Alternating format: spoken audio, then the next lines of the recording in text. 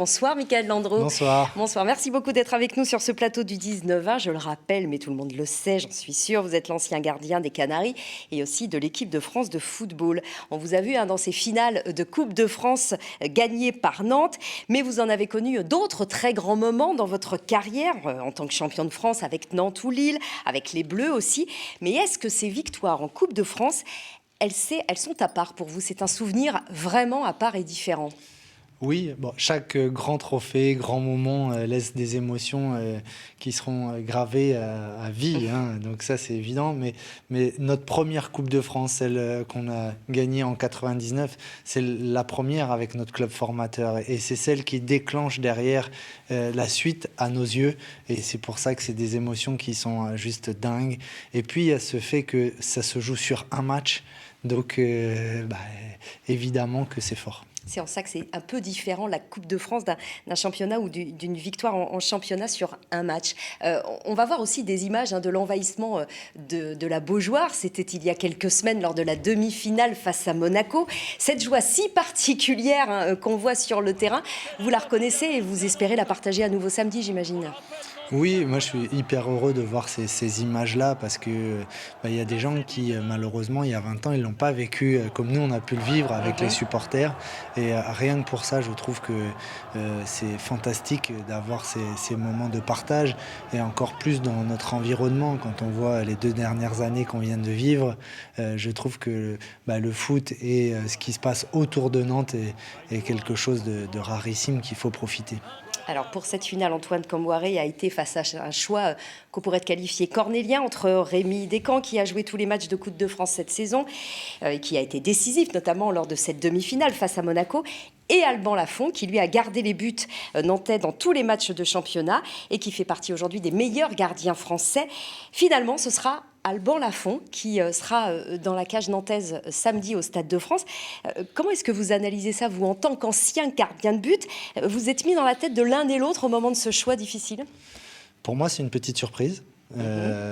Après, je me dis que peut-être que Rémi a été blessé aussi et que ça a joué sur la décision parce que je ne voyais pas Antoine faire ce choix-là. Souvent, alors après, c'est une sensation de coach et un choix de coach qu'il faut respecter. Mais c'est vrai que j'aurais pensé que jusqu'au bout, Rémi Descamps jouait la finale. Vous imaginez sa déception aujourd'hui? En fait, je sais pas. En fait, pour le coup, il faut être à l'intérieur du vestiaire. Pour savoir. Est-ce que c'est exactement. juste une décision qui est 100% sportive parce que les 2 gardiens étaient au meilleur de leur forme et là, c'est un choix d'entraîneur ou est-ce que il y avait des incertitudes autour de Rémi? Il y a que qui ne sont pas sortis du vestiaire. J'imagine que vous serez samedi soir au match au Stade de France. Ouais. Probablement pas dans les tribunes présidentielles auprès de Valdemar Kita, dont on sait vous avez des relations froides, voire glaciales. C'est le président du club. Vous êtes, vous, porteur d'un projet. Ça, c'est une interprétation que vous faites déjà. C'est aussi un petit peu ce qu'il dit, notamment dans la presse assez récemment, où il parle du projet que vous portez. J'allais y venir, ça s'appelle le collectif nantais. Objectif, c'est racheter le FC Nantes.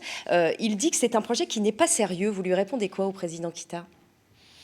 En fait, nous, on n'est pas à jouer le rôle par rapport à ce qu'il aimerait ou voudrait ou que les médias souhaiteraient.